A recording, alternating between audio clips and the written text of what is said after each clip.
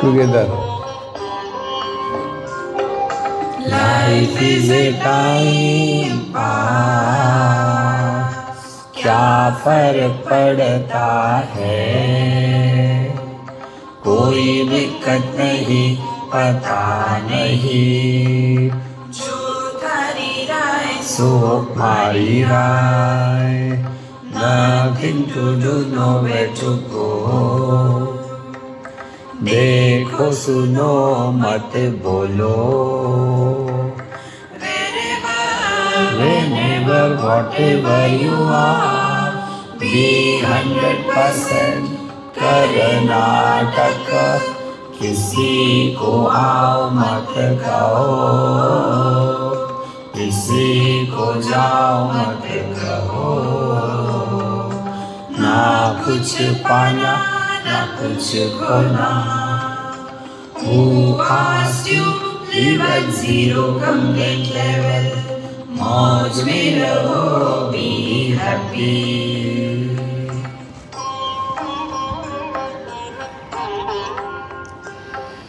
श्री कृष्णा श्री कृष्णा श्री कृष्णा श्री कृष्णा। गुरुर्ब्रह्मा गुरुर्विष्णुः गुरुर्देवो महेश्वरः, गुरु साक्षात् परं ब्रह्म, तस्मै श्री गुरवे नमः, तस्मै श्री गुरवे नमः। एक बार हम एक आदमी को मिले दिल्ली में, एकदम छोटा सा। तो उसको पूछा, वे तुम क्या करते हो? बोले मैं KG1 में हूँ। हमने कहा पिछले बार मैंने तुमको देखा था, तुम छोटे बच्चे थे, उस समय भी तुम KG1 में थे, अभी भी KG1 में। इसी प्रकार से ये सब ठीक है, अध्यात्म सब आवश्यक है, पूजा पोथी भजन कीर्तन मंदिरों में जाना सब आवश्यक है, लेकिन जिंदगी भर यही करेंगे क्या? देखो, हम अपने अध्यात्म के क्षेत्र में प्रगति कर रहे हैं, इसका क्या लक्षण है? इसका लक्षण ये है कि अब हमारे मन में कोई भी बहिर्मुखता के विचार नहीं आते, ये करना है वो करना है, यहाँ जाना है वहाँ, रिलैक्स रिलैक्स रिलैक्स। लेकिन वो आलस नहीं है। आलसी व्यक्ति भी आराम से बैठा रहता है, और जो वैराग्यशील है वो भी बैठा रहता है, दोनों। तो हम बचपन से जो करते आए बहुत बढ़िया, अच्छी बात है। तो उसकी परिपक्वता हमने जो आज तक किया, क्या वो हमको अपने पास लौटा रहा है कि और भटका रहा है? देखो, तब ऐसे व्यक्ति के अंतःकरण में तत्व जिज्ञासा प्रकट हो जाती है। कस्त्वं कोहम कुतमायातः कामे जननी को मे तातः। इसीलिए हम लोग यहाँ कई सालों से सत्संग कर रहे हैं। अब ये अपेक्षा है कि अब हम थोड़े अंतर्मुख हो गए हैं, अपेक्षा है, बाकी तो हरी इच्छा है। देखो, तो ऐसा जो विद्यार्थी है उसके अंतःकरण में तत्व जिज्ञासा जागृत होती है, और फिर हमको केवल राम कथा कृष्ण कथा सुनकर के शांति नहीं मिलती। फिर ये राम कौन है, कृष्ण कौन है, कहाँ है, क्या कर रहा है, इन चीज़ों में हमारा मन लग जाता है। देखो, तो जब तक के खाना प्लेट में है तब तक के पेट के अंदर की भूख शांत नहीं होती। जब तक के भगवान बाहर है कहीं तो भी, तब तक के हम भटकते रहेंगे, और वही प्रभु हमारे हृदय में है। ये भाव जब जागृत हो जाता है तब हमारे जीवन की जो परिचर्या है उसमें परिवर्तन आ जाता है। तो ये समझ करके इस समय हमको जब हमारे गायत्री अम्मा ने कहा, स्वामी जी आप किस पर बोलेंगे? हमने सोचा कि शुरू करते हैं कैवल्य उपनिषद। ये उपनिषद हमारे जीवन का, अपने जीवन का पहला उपनिषद है। वैसे तो कई है, लेकिन हमारे जीवन में पहला उपनिषद कोई आया है तो कैवल्य उपनिषद। अब उसका पहले अर्थ समझ लें। कैवल्य उपनिषद का मतलब क्या है? तो दो शब्द है, कैवल्य या केवल और उपनिषद। उपनिषद शब्द का अर्थ, इसमें तीन भाग है, उप, नि और शद। उप और नि ये सब ये प्रीफिक्सेस है, और शद ये धातु है। तो उपनिषद मीन्स, उप मीन्स करीब, नज़दीक। उपवास, हमारा उपवास क्या होता है? क्या खाना है, खाने का महत्व है, भगवान का महत्व नहीं है। उप और नि माने निश्चय से, अब मन में कोई शंका नहीं है। शद ये जो धातु है, इसके तीन अर्थ है, गति, हिंसा और अवसादन। गति माने लक्ष्य, हमारे जीवन का लक्ष्य क्या है। दूसरी बात, हिंसा माने हमारी जो गलत धारणाएं हैं, हमारी धारणाएं किसके बारे में है? या तो है हमारी धारणा अपने बारे में, या तो है ये दुनिया के बारे में, या तो है भगवान के बारे में। हमारी भिन्न भिन्न धारणाएं हैं और उन धारणाओं में हम फंसे हैं। तो उप हो गया, नि हो गया, शद का एक अर्थ हो गया हिंसा, माने हमारी गलत धारणाओं को हमको नष्ट करना है। देखो, इसीलिए उपनिषद। और तीसरी बात, अवसादन माने ढीला करना। अब दुनिया हमको परेशान नहीं कर सकती। ये तीनों बातें जब हो जाती हैं ना, तब एक भाव हमारे हृदय में प्रकट होता है, उसको कहते हैं हम जिद्दी नहीं होते। देखो, कई बार हमारी भक्ति, हमारा समर्पण ये जिद्दी होता है। अभी मैं एक अम्मा को देख रहा था, वो भगवान का कर रही थी, बहुत अच्छा लगा।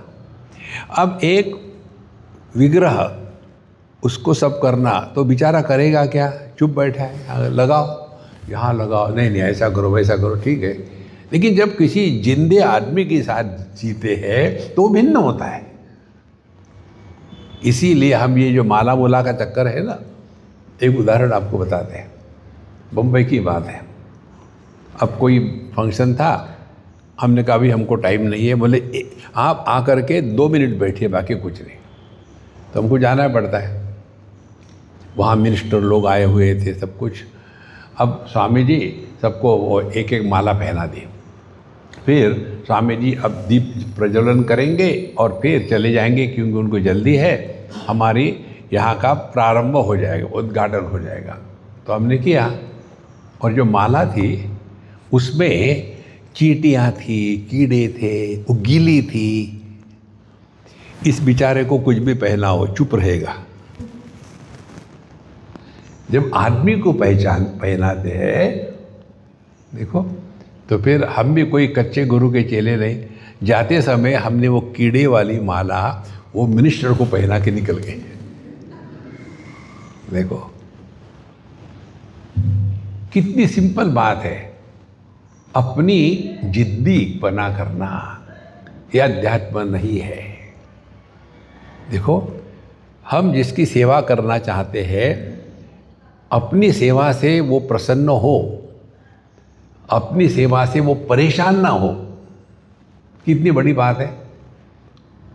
इसीलिए ये जब भाव हृदय में आने लग जाता है ना, तब हमने अपने आप को बाहर से रहते हुए भी अपने आप को विड्रॉ करना शुरू कर दिया। अब अगली बात, ये भी बहुत महत्व की है। जब तक के शब्दों के अर्थ हमारे हृदय में प्रकट नहीं होते तब तक के वो शब्द माने जैसे कार की आवाज़ खर्र, इसका क्या अर्थ है? जैसे जैसे आप यहाँ की जो भाषा है, कौन सी भाषा है कि कन्नड़ा ना? हाँ, तो कन्नड़ा भाषा जब बोलते हैं तो हमको कुछ समझ में आता नहीं। जैसे हम कल जा रहे थे हमारे बॉस के साथ, पीछे भी एक सज्जन बैठे हुए थे और दोनों जोर जोर से कन्नड़ा में बोल रहे थे। मैंने अपनी हिम्मत से आधा घंटा सुना, फिर मेरे कान टूट गए, नीचे गिर गए। तो मुझे कानों को उठाया और हमने कहा चुप बैठो यार, कितना बकबक कर रहे हो।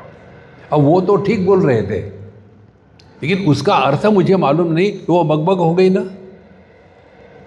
इसी प्रकार से जब हम शास्त्रों को पढ़ते हैं उसका अर्थ प्रकट होता है क्या हृदय में? देखो, तो कैवल्य उपनिषद में एक है केवल, दूसरा है उपनिषद। हमने उपनिषद बताया आपको। उपनिषद शब्देन ब्रह्म विद्या उच्यते। उपनिषद माने ब्रह्म विद्या, माने हम स्वयं। अब केवल माने क्या? केवल के भाव को कैवल्य कहते हैं। केवल माने जैसे 100 रुपया मात्र, 100 रुपया केवल माने 1 पैसा ज़्यादा नहीं। इसी प्रकार से केवल यह शास्त्रीय शब्द है। इसमें 3 प्रकार के भेद होते हैं। देखो, तो एक है विजातीय भेद, सजातीय भेद और स्वगत भेद। आप इसको समझ लें, कठिन नहीं है। विजातीय माने, जाति माने ब्राह्मण क्षत्रिय वैश्य शूद्र नहीं, ये तो हमारे पॉलिटिशियन लोगों की गंदगी है। ब्राह्मण क्षत्रिय वैश्य शूद्र ये वर्ण है, वर्णनात् वर्ण, ये जाति नहीं है। जाति का अर्थ होता है आकार।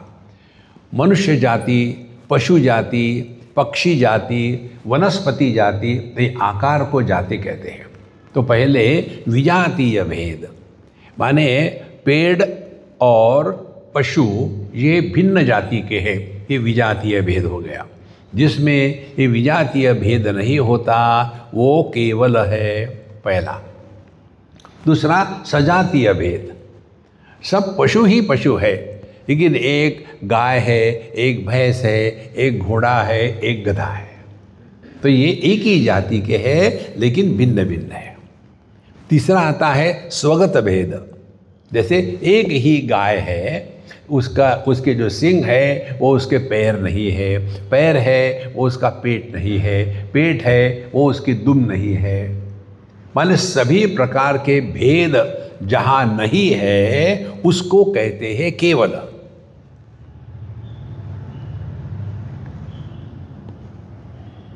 अब अपने में लगाओ। हाथ पैर नहीं है, पैर सर नहीं है, सर नाक नहीं है, नाक कमर नहीं है, स्वगत भेद। उसके बाद हम बाकी पुरुषों से अन्य है। तीसरा, हम पशु पक्षियों से अन्य है। ये सभी के सभी भेद जिसमें नहीं है, किस में नहीं है?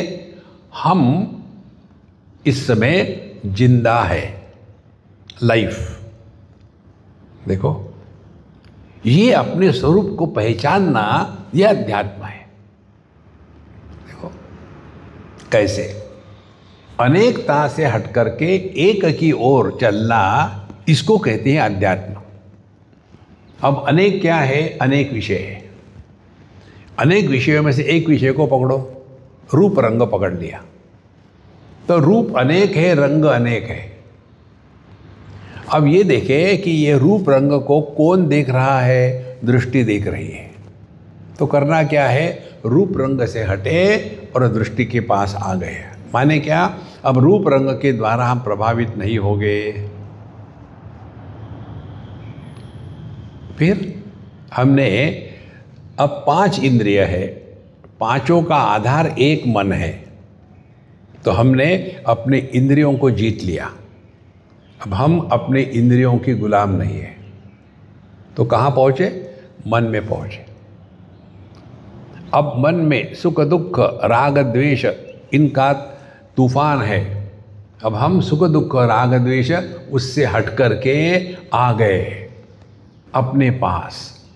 सुख आया तो सुखी नहीं, दुख आया तो दुखी नहीं, गुस्सा आया तो गुस्से वाले नहीं, और शांति है तो शांति वाले नहीं। क्योंकि ये जो मैं है यह हमेशा नहीं रहता। जागृत अवस्था का जो मैं है वो सुषुप्ति में कहाँ जाता है। तो हमने इस मैं का त्याग कर दिया और वापस अपने पास आ गए।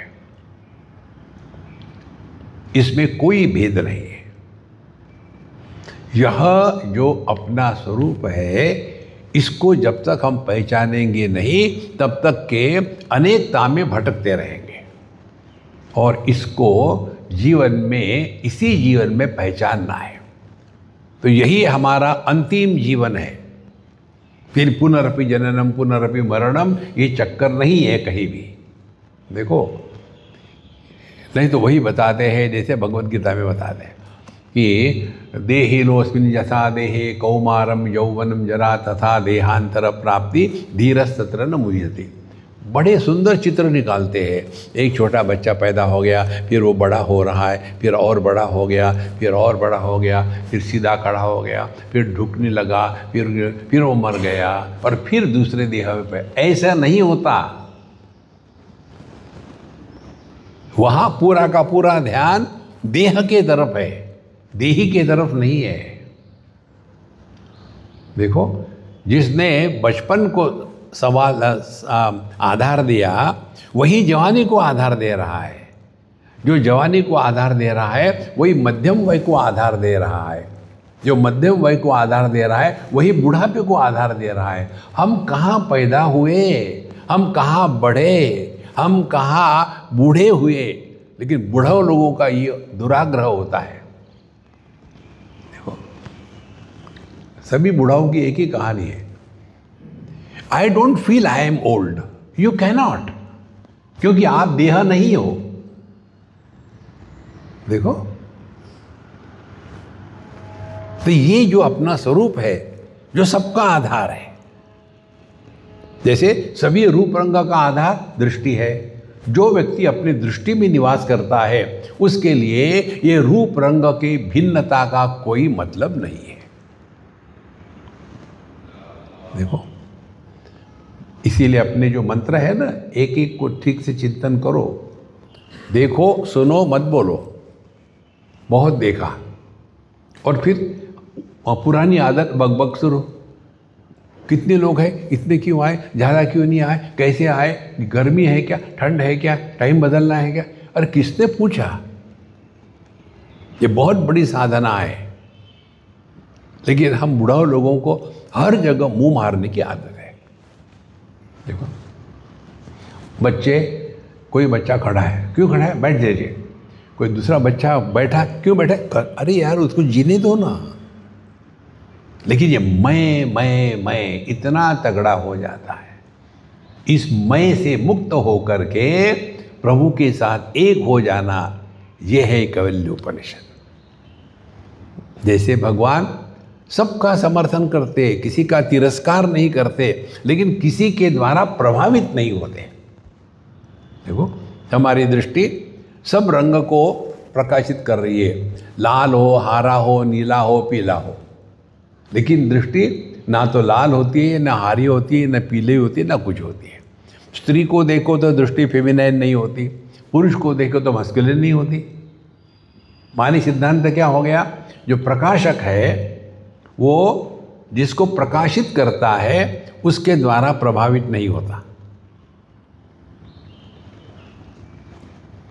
सभी रंग रूप को देखने वाली दृष्टि एक है, अनेक नहीं है। सुख दुख को प्रकाशित करने वाला मन एक है, अनेक नहीं है। जागृत स्वप्न सुषुप्ति समाधि चारों का आधार एक है, अनेक नहीं है। इस एक के तरफ चलना, ये हमको इस कैवल्य उपनिषद में बताते हैं। किसी भी उपनिषद का प्रारंभ होता है शांति पाठ से। तो हम शांति पाठ कहेंगे, आपकी इच्छा हो तो हमारे बाद दोहराइएगा। हमारे पंढरीनाथ भगवान ने सबके लिए छपाया है। अच्छा, अब कहो हमारे बाद। ओम भद्रम कर्णेभिः शृणुयाम देवाः,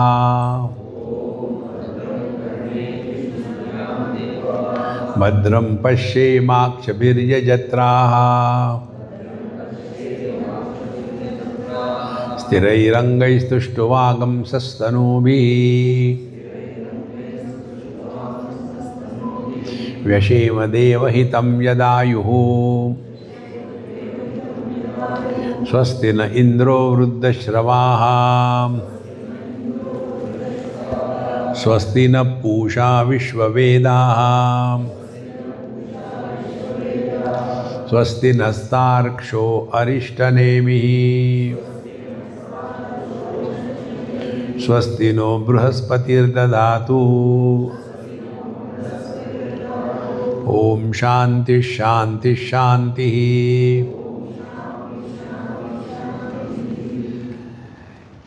किसी भी सत्कार्य को शुरू करने के पहले परमात्मा का स्मरण होता है, और हमने इसीलिए ओम कहा। हमारे शास्त्रों में, वेदों में परमात्मा का वर्णन 3 प्रकार से आता है। वेदांत में जिसको ब्रह्म कहते हैं वो निर्गुण निराकार है, और योग में जिसको परमात्मा कहते हैं वो सगुण निराकार है, और भक्ति में जिसको सगुण साकार कहते हैं राम कृष्ण, वो भगवान है। एक ही तत्व को 3 प्रकार से लखाया गया है। देखो, ये कौन है? ये मेरा लड़का है, और वो कौन है? इस लड़के के दादाजी है, तो दादाजी के लिए वही लड़का पोता बन गया। तो रेफरेंस के कारण नाम अनेक होते हैं, लेकिन तत्व एक ही होता है। तो प्रारंभिक अवस्था में चूंकि हम अपने नाम रूप में फंसे हुए हैं, इसीलिए प्रारंभिक अवस्था में भक्ति आसान पड़ती है। इसीलिए फिर हमको बताएंगे, देखो भगवान का नाम लो, पूजा करो, पोथी करो, और उनका सर खाओ। तो ओम, जो आपकी श्रद्धा हो, कृष्ण कहो या गॉड कहो या निर्गुण निराकार, कोई बात नहीं। ओम। देन अब हम भगवान से प्रार्थना क्या करें? भद्रम कर्णेभिः शृणुयाम देवाः, हम अपने कानों से हमेशा पवित्र सुने। अब ध्यान से सुनना। भद्रम माने जिसके द्वारा हमारा भला हो। अब लोग क्या बोलेंगे ये तो हमारे हाथ में है नहीं। देखो, तो हम अच्छा कैसा सुने? क्या कान में कोई कपास ठोक करके चले? क्या करें? उसके लिए हमारा मंत्र है, सुनो मत बोलो। देखो, ये दुनिया ऐसी ही थी, ऐसी ही है, ऐसी ही रहेगी। उसमें अपना टाइम बर्बाद मत करना। भद्रम कर्णेभिः शृणुयाम देवा, और यदि संभावना हो उसमें से अच्छा निकालो अर्थ। देखो, यदि किसी ने हमको कुछ बुरा कहा या हमारे दोष दिखाए, तो वो हमारा हितैषी है कि दुश्मन है? एक छोटा सा उदाहरण आपको बता दें। एक बार हम बच्चों के साथ थे, तो उन दिनों में हम यहाँ चंदन लगाते थे .com। अब हमारी तीसरी आँख खुल गई है ना, तो उसमें लगाओ तो परेशानी होती है, हम लगाते नहीं कुछ। एकदम पूरा का पूरा क्रिकेट का ग्राउंड खुला है। तो उन दिनों में हम जब गए बच्चों के सामने बोलने के लिए, तो चंदन हमने इधर लगाया, इधर नहीं लगाया। और जा कर के बैठे, सभी बच्चे हमको देख करके हंसने लग गए कि देखो कहाँ लगाया, कहाँ लगाया। और हम अपने शांत बैठे, एक जोर से हंसने, चुप रहो यार, सत्संग के लिए आए, क्यों हंस रहे हो, चुप हो जाओ। सब चुप हो गए। फिर भी कोई ना कोई बीच फिर जोर से हंसने लग गए। हमने कहा यार क्यों हंस रहे हो, मुझे बताओ, मैं भी हंसूंगा। बोले स्वामी जी आप कार्टून के जैसे दिख रहे हो। क्यों? आपने चंदन यहाँ की जगह में इधर लगा दिया है। फिर हमने कहा यार तुम बड़े अच्छे हो, फिर अब सिद्धांत सीखो। जो हमारे दोष दिखाता है वो हमारा दोस्त है कि दुश्मन है? देखो, हमको तो वो चाहिए जो हमारी चाटुगिरी कहे। कितनी महत्व की बात है। इसीलिए यदि आपकी बहू आपकी दोष दिखाते हैं तो वो आपकी दुश्मन नहीं है। देखो, लेकिन ऐसे फंसे हैं इस दुनिया में, समझने की कोशिश ही नहीं करते। भद्रम कर्णे भी शुणिया भद्रम पश्येमाक्षभिर्यजत्राः। इसी प्रकार से सब में कोई ना कोई अच्छाई होती है। ऐसी एक भी वस्तु नहीं दुनिया में कि जिसमें 100% बुराई है। तो यही हमारा अभ्यास, यही अध्यात्म है। हर एक में कोई ना कोई अच्छाई होती ही है। हमको यदि समझ में दिखने में नहीं आती है तो समझ लेना कि अपने दृष्टि में फर्क हो गया है। हमारे नॉर्थ इंडिया में ट्रकों के पीछे लिखा होता है बुरी नज़र वाले। क्या लिखा होता है? बुरी नज़र वाले तेरा मुंह काला। वो गलत है। एक जगह लिखा था बुरी नज़र वाले अपनी नज़र टेस्ट करा ले। बुरा कुछ नहीं है दुनिया में, सब अच्छा ही अच्छा है। बुरा जो देख न मैं चला, बुरा न मिलिया कोई। भद्रम पश्येमाक्षभिर्यजत्राः। फिर स्थिरै अंगैः स्तुष्टुवागम सस्तनो भी। हम अपने जीवन में पूरा का पूरा जीवन सेवा करने में लगावे। जीवन में कभी रिटायर मत होना। आज मुझे एक मैसेज आया था, स्वामी जी हमने अभी तक किया, अब हम सोच रहे हैं कि हम विड्रॉ करेंगे और बाकी का जो है वो लोग करते रहेंगे। तो उन्होंने कहा नहीं नहीं नहीं, आप रिटायर नहीं हो सकते, ये कैसे होगा, ये तो आप ही के कारण सब चल रहा है, आप होगा तो फिर हमारा क्या होगा। तो हम अभी दुविधा में है, हम क्या करें। हमने कहा रिटायर मत होना। ये भ्रांति है कि हम सब छोड़ छाड़ के भगवान का नाम लेंगे। कुछ नहीं होता। नाम लेना है तो अभी भी लो ना, छोड़ने की क्या जरूरत है। देखो, जब तक के हृदय में 100% वैराग्य नहीं होता तब तक के सबको छोड़ के जाना, जंगल में बैठना और वहाँ एक गणेश पान बीड़ी शॉप खोल देना। देखो महाराज, ये कभी भी जीवन में रिटायर मत होना। जो रिटायर होते हैं ना, जिन घरों में पुरुष रिटायर होकर दिन भर घर में बैठे रहते हैं, उन घरों के माताओं की स्थिति इतनी दरिद्री होती है। 24 घंटे ये बुढ़ाऊ खड़ा रह करके खाने के लिए क्या, बैठने के लिए कौन आया, किसने जाना है, हर चीज में मुंह मारेंगे क्योंकि बिजी नहीं है। व्यक्ति को इतना बिजी होना चाहिए कि मरने की फुर्सत नहीं मिले। यदि मृत्यु आ गई तो माफ करना, मैं बिजी हूं। हम तो खाली है मरने के, लेकिन मरते नहीं। देखो संतो, कभी भी रिटायर मत होना। ये हम देख देख के नहीं बता रहे, हम कर रहे हैं। हमको क्या लेना देना है क्या कुछ यहाँ। देखो, जिस दिन आप रिटायर हो जाओगे ना, उस दिन से आपका मृत्यु शुरू हो गया है और आपके साथ दूसरों की मारोगे। इसीलिए स्थिरैरंगै तुष्टुवागम सस्तनोभिः विषेमदेव हितं यदाहु। बढ़िया स्वस्थ रहे, चुस्त रहे, व्यस्त रहे, मस्त रहे, तभी जाकर के अध्यात्म होता है। फिर आगे कहते हैं स्वस्ति न इंद्रो वृद्धश्रवाः। इंद्र हमारे हाथों की देवता है, तो हम हर काम अपने हाथ से करें, किसी की मदद ना ले। स्वस्ति न पूषा विश्ववेदाः। तो जो पूषा माने सूर्य भगवान हमको स्वस्थ रखे। कैसे? Early to bed and early to rise. एक आपको बात बताते हैं, ब्रह्म मुहूर्त का महत्व क्यों है हमारे शास्त्रों में। ध्यान से सुनना। रात को जब हम खर्राटे मारते हैं, उस समय हम कौन होते हैं? पति नहीं, पत्नी नहीं, भाई नहीं, बहन नहीं, सास नहीं, ससुर नहीं। We are nobody. तो आप नींद से उठे, नींद से उठने के बाद कुछ बनो मत, रिमेन एज नोबडी, कुछ बनो मत। और ये जो नोबडी की स्थिति है, इसी स्थिति में आप अपनी पूरी साधना कर लो। समझो आप 4 बजे उठते हैं, आप कुछ बनो मत, तो किसी को मांगोगे नहीं, किसी पर चिल्लाओगे नहीं, दूसरा सो रहा है तो जलोगे नहीं। सुबह उठे और अपना नहाना धोना जो कुछ कर रहा है, प्रभु का नाम स्मरण चल रहा है, ध्यान किया, अध्ययन किया, जप लिखा, जो कुछ करना है, ये सब करते समय यू आर नोबडी। धीरे धीरे ये जो मैं है ना, ये डिजॉल्व हो जाता है। मैं डिजॉल्व हो गया, इसका अर्थ कैसा क्या है? इसका अर्थ है कि हमारा किसी पर कोई भी अधिकार नहीं।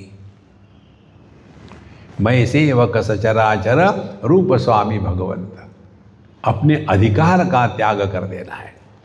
तो स्वस्तेन इंद्रो वृद्धश्रवाः, अपना काम स्वयं करे। स्वस्तेन पूषा विश्ववेदाः, सुबह जल्दी उठ जाए और प्रभु का स्मरण करे। फिर स्वस्ति नस्तार्क्ष्यो अरिष्ट नेमिः। देखो, तार्क्ष का तात्पर्य है गरुड़।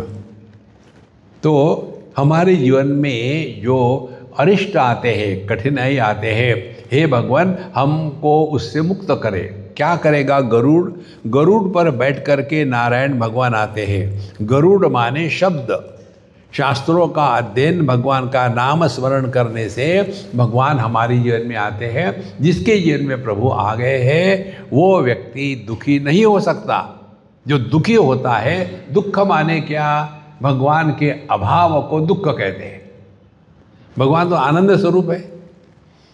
और फिर स्वस्तिनो बृहस्पतिर्दधातु, और हमारे जीवन में बृहस्पति कौन है? देवताओं के गुरु है। तो हम में कौन से देवता है? हमारे सभी इंद्रिय जो है वो सभी के सभी देवता है। इन सब को ज्ञान में बृहस्पति माने ज्ञान के देवता, इनके प्रति समर्पित कर दो। माने अपने इंद्रियों से हम अपने आप की गुलामी छोड़ दे। ये करने से क्या होगा?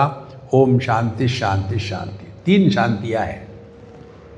पहली शांति स्थूल देह को लेकर के अपने को स्वस्थ रखे, जितना हो सके किसी से सेवा ना ले,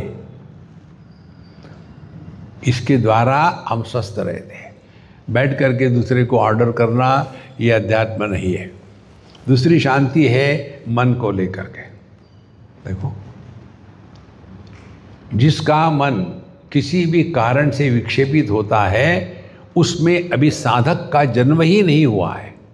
वो अभी बाहर ही भटक रहा है, हर चीज़ को लेकर के कौ कौ कौ कौ कौ कौ कौ चलता है, शांत नहीं है। और तीसरी शांति है हमारे बुद्धि को लेकर के। कौन सी शांति है? हमारी जो गलत धारणाएं हैं अपने बारे में, दुनिया के बारे में, भगवान के बारे में, साधना करने के बारे में, ये सभी गलत धारणाओं से हमको मुक्त होना है। ये करने से अब हमने अपने आप को इस कैवल्य उपनिषद को पढ़ने के लिए अधिकारी हमने समझ लिया। अब हम इस उपनिषद में प्रवेश करते हैं। फिर हमारे बात दोहराइएगा। अथाश्वलायनो भगवन्तं परमेष्टिनम उपसमेत्योवाच आदि ही भगवन् ब्रह्म विद्यां वरिष्ठां सदा सद्भिः सेव्यमानां निगूढां यया चिरात् सर्वपापं व्यपोय परात् परम पुरुषं याति विद्वान्। अब अश्वलायन नाम के एक साधक ने गुरु महाराज के पास गए, परमेष्टि भगवान ब्रह्मा जी के पास गए और कहते हैं कि और उपसमेत्यो वाच। एक एक शब्द तो हम विस्तार से नहीं भाई, जितना है आवश्यक बताएंगे। अथ अथ अश्वलायन, अथ माने क्या? अथ माने उसके बाद। कोई भी वाक्य ऐसा शुरू होता है क्या कि उसके बाद मैं वहाँ गया? किसके बाद? पहले कोई रेफरेंस हो ना, उसके बाद। तो किसके बाद? माने अब हमने दुनिया में रह लिया, जो हमारे इच्छाएं थी, शादियाँ कर लिए, बच्चे पैदा कर लिए, सुख दुख का भोगा अब बहुत हो गया। अब हमको इस दुनिया में रहकर भी दुनिया से मुक्त होना है। देखो, अतः ऐसा जो साधक था वो परमेश्वरी के पास, भगवान के पास पहुंचा, ब्रह्मा जी के पास पहुंचा। और कैसा पहुंचा? उपसमेत्य, अत्यंत नम्रता से, और जीवन में कमिटमेंट चाहिए। उवाच, उन्होंने कहा, क्या कहा? हे भगवन, अधि ही ब्रह्म विद्याम वरिष्ठाम। अधि ही माने मुझे सिखाओ। क्या सिखाओ? ब्रह्म विद्या। क्यों? कि वरिष्ठाम। अब यहाँ सिद्धांत समझ लो। जिस वस्तु के प्रति हमारे मन में महात्म्य होता है, उसी के प्राप्ति के लिए हम प्रयत्न करते हैं। जिस वस्तु के प्रति हमारे मन में महात्म्य नहीं होता, उसके प्राप्ति के लिए हम प्रयत्न नहीं करते। जैसे हमारे सबके जीवन में पैसे के प्रति महात्मा है। तो किसी ने ये कहा क्या, यार पैसे कमाना कठिन है इसलिए मैं नहीं कमाऊंगा। वहाँ तो महात्मा है ना, तो टेबल के ऊपर, टेबल के नीचे, टेबल के बगल में, टेबल के पीछे पैसा पैसा पैसा, क्योंकि उसके प्रति महात्म्य है। इसीलिए पहली बात कहते हैं ब्रह्म विद्याम वरिष्ठाम। क्यों चाहिए आपको ब्रह्म विद्या? क्योंकि सभी विद्याओं में ये श्रेष्ठ है। देखो, और आपने कैसे जाना? सदा सद्भिः सेव्यमानाम निगूढ़ाम। जितने भी बड़े बड़े साधु संत हो गए, उन्होंने इसी ब्रह्म विद्या का आश्रय लेकर के जिए हैं। तो यद् यद् आचरति श्रेष्ठः तत्तदेवेतरो जनः। इसलिए सदा सद्भिः सेव्यमानाम, सभी साधु संतों ने इसी ब्रह्म विद्या का आधार लेकर के दुनिया का और अपना भला कर सके। सेव्यमानाम निगूढ़ाम। लेकिन ये ब्रह्म विद्या कैसी है? निगूढ़ है, बहुत ही सूक्ष्म है, सामने होते हुए भी समझ में नहीं आता। देखो, अब ये भी आपको दिखाते हैं। रेडी? आप अपने आप से 1-2 मिनट के लिए मत बोलो।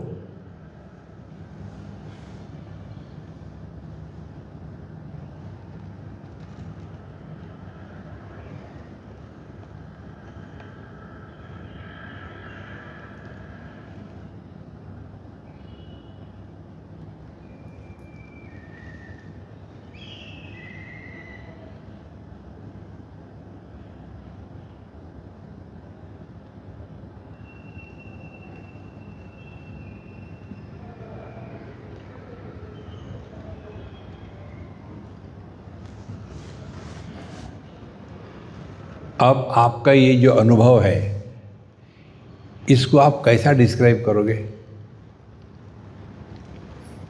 इस अनुभूति के लिए आपको अपने ज्ञानेंद्रिय का उपयोग करना पड़ा क्या? ये अनुभव कैसा था? मीठा मीठा था। नहीं यार, तुमको मीठा लगा होगा, मुझे तो कड़वा लगा। नहीं, तो ब्रह्म विद्या क्या है? जिस अनुभूति में आपके इंद्रिय, मन, बुद्धि इनका व्यापार नहीं होता, वो परमात्मा है।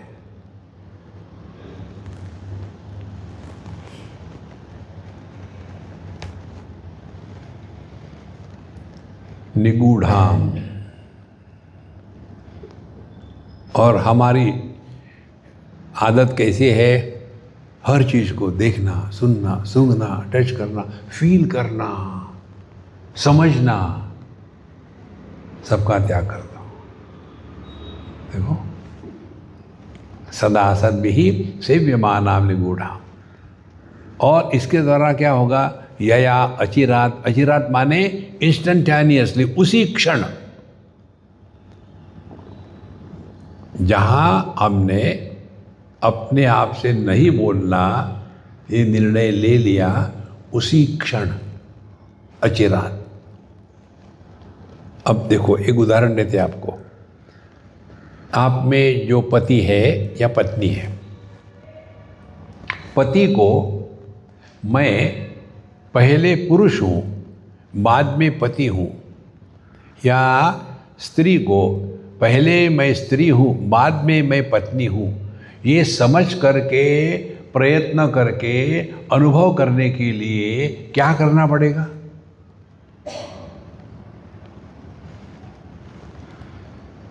क्या पति पुरुष बनता है? क्या पत्नी स्त्री बनती है? तो पुरुष ये पति है, ये बनावटी है, पत्नी बनावटी है। असल में पुरुष और स्त्री ये सत्य है। लेकिन दुखी कौन हो रहा है? दुखी होते हैं ये पति पत्नी। कहाँ है दिखाओ? कौन सी साधना करोगे?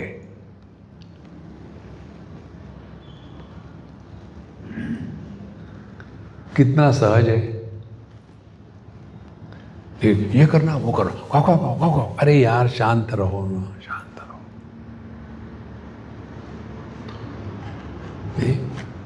यया अचिरात, अचिरात एक भी क्षण नहीं लगता।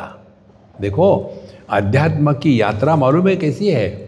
इस यात्रा में आप डिस्टेंसेस क्रॉस नहीं करते। समझो आपको जाना है बद्रीनाथ, तो यहाँ से जाना पड़ेगा, गाड़ी लो, फ्लाइट लो, ट्रेन लो, वहाँ क्यों दूर है। देखो, और उसके लिए समय ढूंढना पड़ेगा, इतना समय लगेगा। एक तो देश आ गया, दूसरा काल आ गया, तीसरा वस्तु किसके साथ जाएंगे, गाड़ी में कि पैदल। अब इस पति को मैं आदमी हूँ, इस अनुभव के लिए क्या करना पड़ेगा?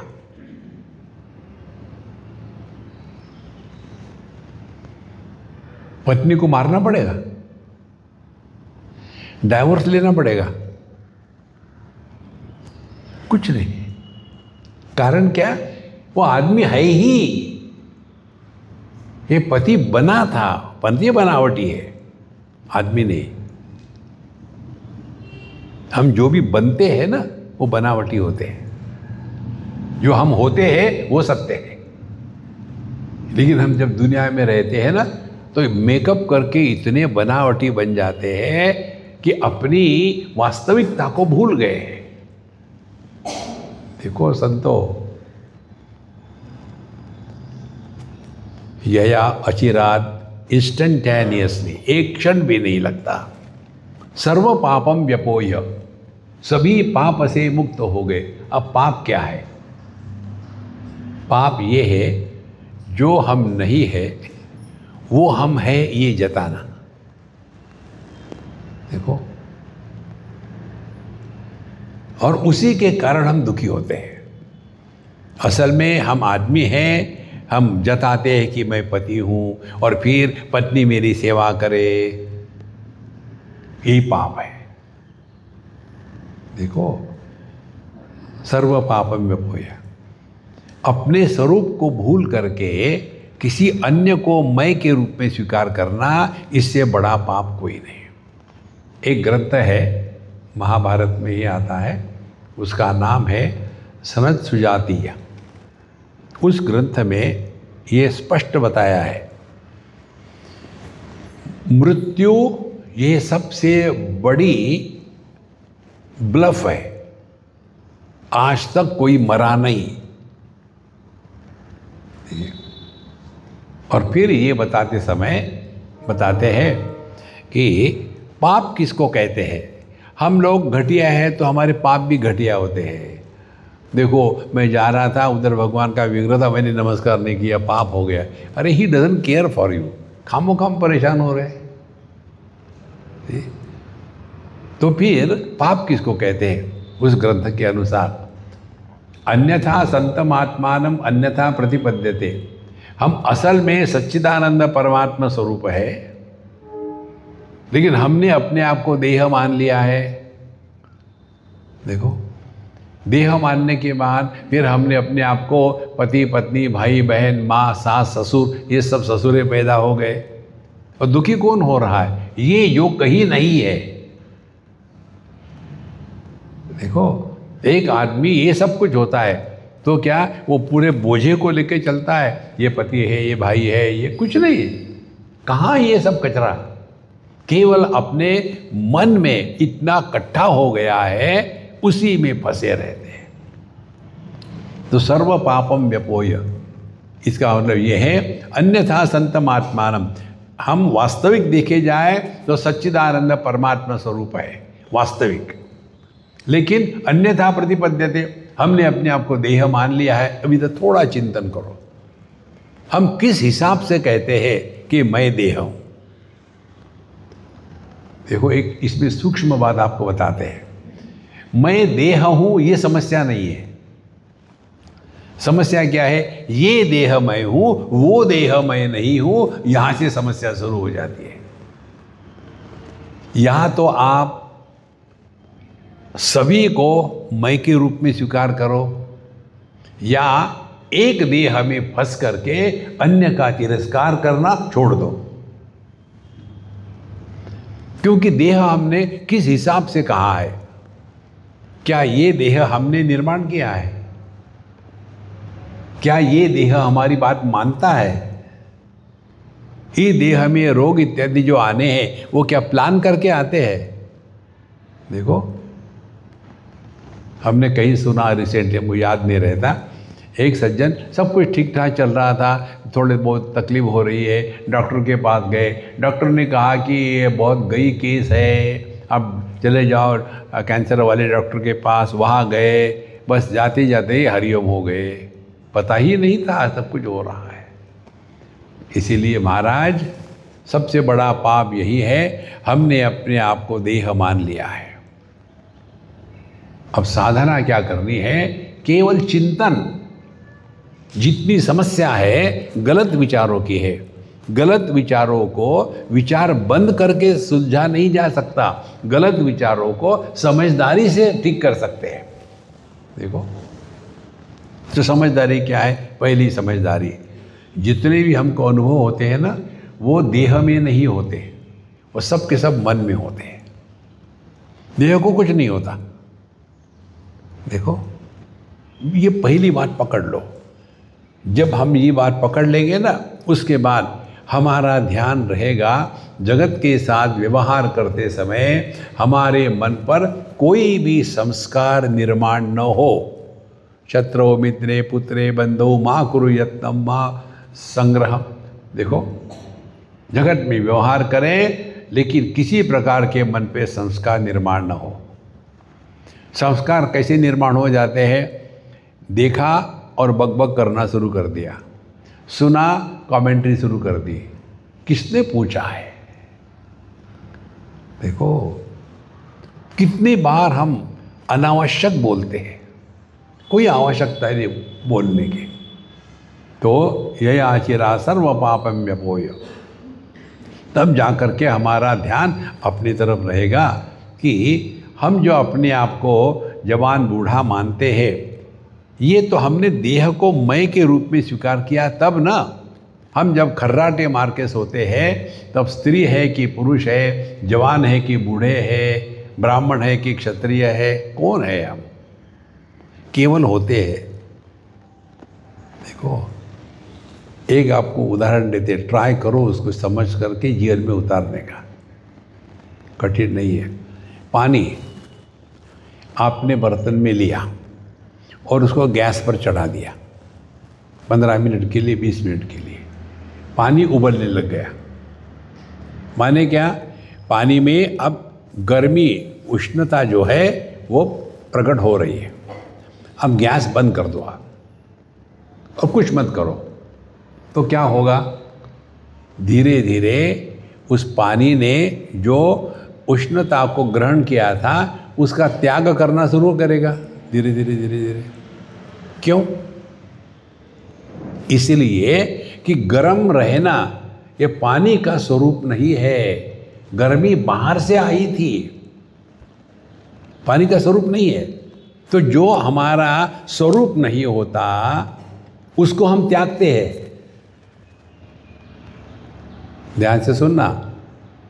तो उसमें करना कुछ नहीं करना है, पानी को छोड़ दो।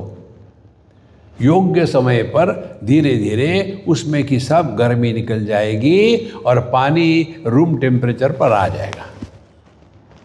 यदि ये उदाहरण समझ में आ गया हो तो हम करते क्या है, हम सभी के सभी अपने नेचुरल कंडीशन में वापस लौटने के लिए परेशान है। जो भी हम करते हैं दुख के प्राप्ति के लिए। क्यों? Why we require, why we demand happiness? क्यों हमको खुशी चाहिए? क्योंकि आनंद यह हमारा स्वरूप है। देखो, और हमने आज तक कितना किया लेकिन कभी समझा नहीं कि ये करने से वो मिलेगा, मिल गया, आगे फिर और ये होने से ठीक होगा, वो मिल गया, फिर आगे उसका कोई अंत है? फिर भी हम सीखते नहीं। और सबसे महत्व की बात जो हम कभी नहीं सीखते, जो व्यक्ति सोता है उसको क्या मिलता है? कुछ नहीं मिलता। फिर भी हम सोने के लिए इतने क्यों तरसते हैं? चिंतन करो। सुषुप्ति में हम पति नहीं, पत्नी नहीं, पुत्र नहीं, अमीर नहीं, गरीब नहीं, स्त्री नहीं, पुरुष नहीं, लेकिन हम होते हैं ना। तो जो सबके अभाव में होता है वो आनंद है। लेकिन हमको ये बात समझ में नहीं आती। तो जितनी समस्या है नासमझी की है। नासमझी को कर्म के द्वारा नहीं मिटाया जाता, नासमझी को आत्मचिंतन के द्वारा मिटाया जाता है। देखो, इसीलिए यया अचिरा सर्व पापम व्यपोय, ये जो पाप है, दो पाप है हमारे, एक है देहात्म भाव, दूसरा है जीवात्म भाव। सर्व पापम व्यपोय, फिर परात् परम पुरुषम याति विद्वान। ऐसे जो विद्वान साधक है वो परात् पर पुरुष। देखो, एक पुरुष पति है, दूसरा पुरुष आदमी है, तीसरा पुरुष जीव है, चौथा पुरुष ब्राह्मण क्षत्रिय वैश्य शूद्र है, और इन सब के परे जो है वो है परात् पर पुरुष। देखो, ऐसे तत्व के बारे में अधिही माने मुझे सिखाओ, काइंडली टीच मी। अब देखो गुरु महाराज कैसे होते हैं। अगले मंत्र में कहते हैं तस्मै स होवाच पितामहश्च श्रद्धा भक्ति ध्यान योगादवैहि। अवैहि माने सीखो। और विद्यार्थी ने क्या करा था? सिखाओ। ये बहुत महत्व का सिद्धांत है। कोई किसी को कुछ नहीं सिखा सकता, और जो सीखने के लिए चल पड़ा है उसको भगवान भी नहीं रोक सकते। अध्यात्म सिखाया नहीं जाता, सीखना पड़ता है। देखो महाराज, कल शायद हमने आपको उदाहरण दिया था। एकलव्य को गुरु ने कहा था कि मैं तुमको शिष्य के रूप में स्वीकार नहीं करता। उसने कहा क्या फर्क पड़ता है, सीख लिया। इतना बढ़िया सीखा कि वो अर्जुन से भी बढ़िया निकला। हमारी समस्या यही है, हम सीखने को तैयार नहीं। कारण क्या है? एक ही कारण है, हमको इसका अभी महात्म्य समझ में नहीं आया।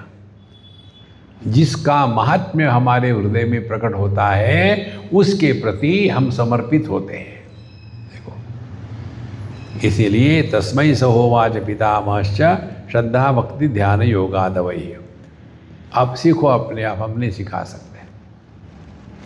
कैसे सीखे? पहली श्रद्धा। श्रद्धा माने किसको कहते हैं? श्रद्धा यह एक आंतरिक शक्ति है, वीकनेस नहीं है। यह एक आंतरिक शक्ति है जो हमको अज्ञान के क्षेत्र में मदद करती है। देखो, अज्ञान का क्षेत्र क्या है? मुझे पता नहीं कि मैं इस फ्लाइट से जा रहा हूँ, ये फ्लाइट ज़मीन पर आएगी कि ऊपर के ऊपर चली जाएगी, मालूम होता है क्या? फिर भी हम जाके बैठते हैं ना। किस हिसाब से, किस ताकत से? कई बार हम जाते हैं कि रेस्टोरेंट में इधर उधर में खाना खा रहे हैं, और उसमें क्या क्या मिलाया है कोई मालूम होता है? ठीक ही होगा। कितनी महत्व की बात है। हमारा पूरा जीवन श्रद्धा पर ही अवलंबित है। एक लड़के ने मुझे इसको लेकर के कहा, Swami ji I don't have blind faith. अच्छा ठीक है, फिर why should I have faith? ऐसे पहले तुम जिस शब्द का प्रयोग कर रहे हो उसको समझो। फेथ किसको कहते हैं और कब उसकी आवश्यकता हो जाए? श्रद्धा माने जिसके बारे में हमको स्वीकृति नहीं है, मालूम नहीं है, ज्ञान नहीं है, उसको स्वीकार करना। वह जो आंतरिक शक्ति है, अज्ञान के क्षेत्र में प्रवृत्त करने वाली जो शक्ति है, उसको श्रद्धा कहते हैं।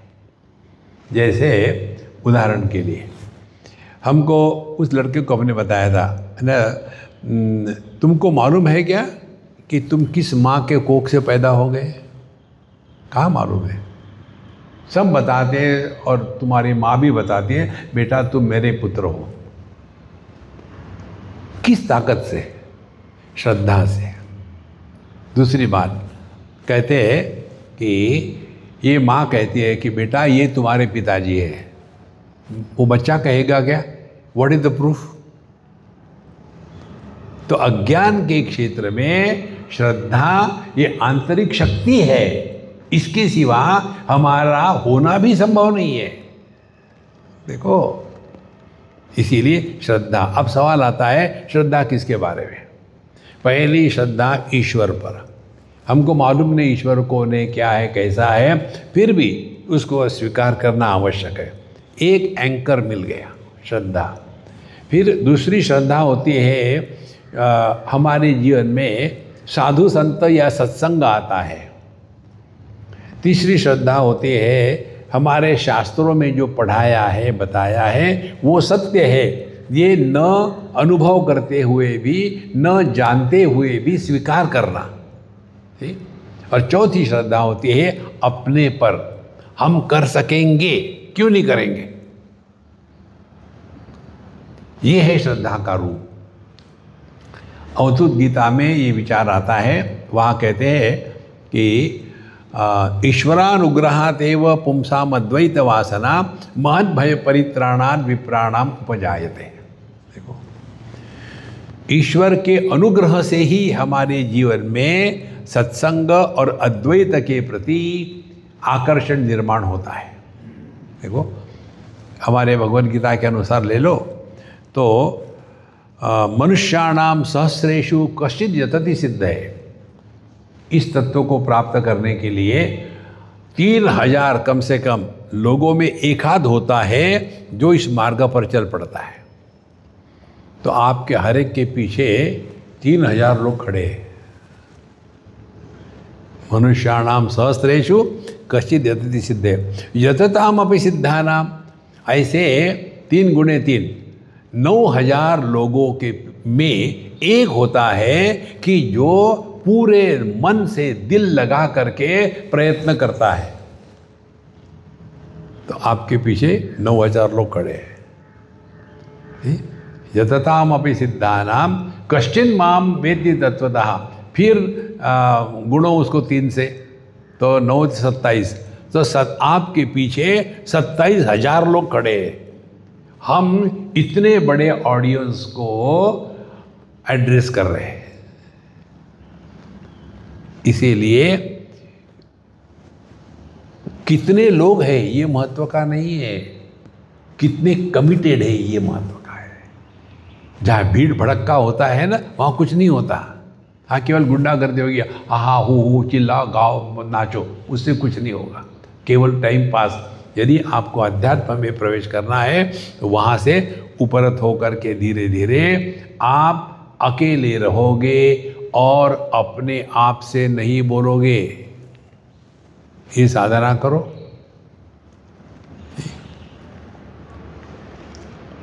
अकेले रहेंगे, अपने आप से नहीं बोलेंगे।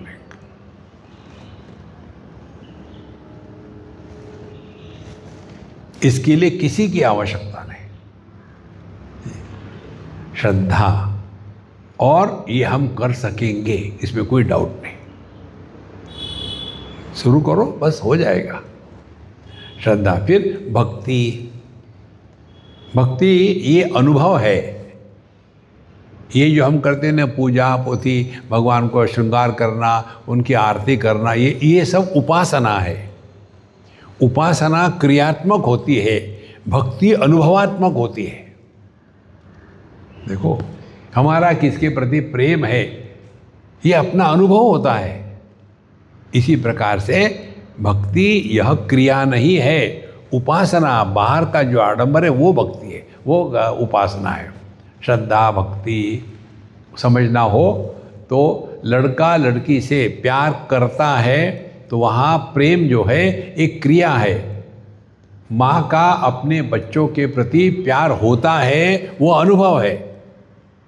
तो भक्ति ये क्रिया नहीं है, भक्ति यह अनुभव है। और भक्ति में हमको कुछ सिद्ध नहीं करना होता है। देखो, क्या ये माँ को सिद्ध करना पड़ता है कि बेटा मैं तुमसे प्रेम करती हूँ? नहीं।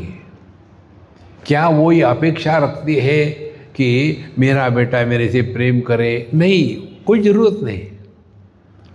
एक सास की बात आपको बताते हैं,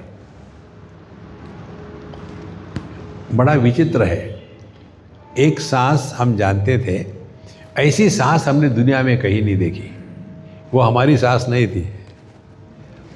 तो नेपाली स्त्री थी एक, हम उनके यहाँ रहते थे अमेरिका में।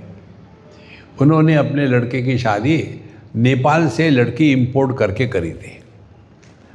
अच्छा, अब वो एक ही घर में रहने लग गए।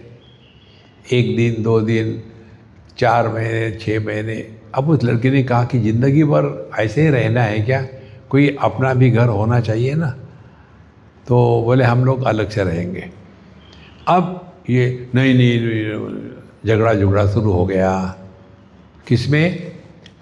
पति पत्नी में। अब देखो सास किसको कहते हैं। उस सास ने क्या कहा कि देखो बेटा, तुम आराम से अलग रह रहो, तुमको ये सिद्ध करने की आवश्यकता नहीं कि मम्मी मैं तुमसे प्रेम करता हूँ, ये सिद्ध करने की आवश्यकता नहीं। तुमको ये सिद्ध करना है कि तुम अपने पत्नी से प्रेम करते हो। ऐसा बोलने वाली सास साक्षात लक्ष्मी का अवतार होती है। और जो ये सासें लड़का लड़की में झगड़े करवा करके अपना उल्लू सीधा करती है, वो राक्षसी होती है।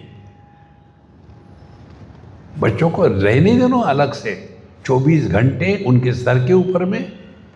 कोई भी लड़की जब शादी करती है, उसकी अपनी कोई इमेज होती है कि मैं अपने घर को ऐसे सजाऊंगी, ऐसे कर्टन होंगे, ऐसा फर्नीचर होगा, उसकी अपनी कल्पना होती है ना। लेकिन सब कुछ है घर में, क्या ज़रूरत है? अरे ये कोई जीवन है क्या? कोई फर्नीचर है लाके रख दिया घर में? वो सजीव व्यक्ति है। ये बात बुढ़ाओं लोगों को समझ में नहीं आती। हम इसीलिए बुढ़ाओं पर ज़्यादा भर देते हैं। दूर रहो, आपने अपना जीवन बर्बाद कर लिया है, अब दूसरे के जीवन के बर्बादी में मदद मत करो। Let them live their own life. देखो, इसीलिए श्रद्धा भक्ति, फिर ध्यान योगात। ध्यान का मतलब ये है, देखो जैसे होता है ना, प्यार किया नहीं जाता, हो जाता है। इसी प्रकार से ध्यान किया नहीं जाता, ध्यान हो जाता है। ध्यान दो, करो मत। देखो, हम ध्यान करते हैं, जो भी आप करोगे वो खत्म हो जाएगा। जैसा लड़का लड़की से प्रेम करता है, फिर उसके बाद झगड़ा करता है, प्रेम खत्म हो गया। लेकिन माँ बेटे से प्रेम करती नहीं, प्रेम होता है।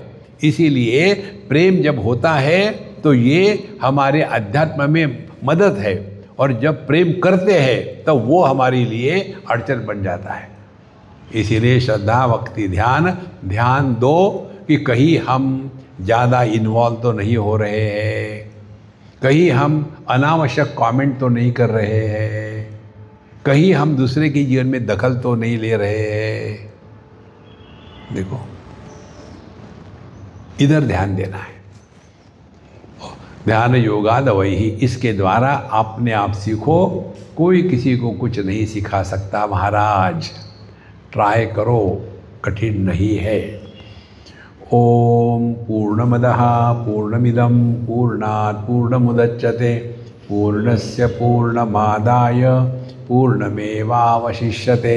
ओम शांति शांति शांति। हरि ओम।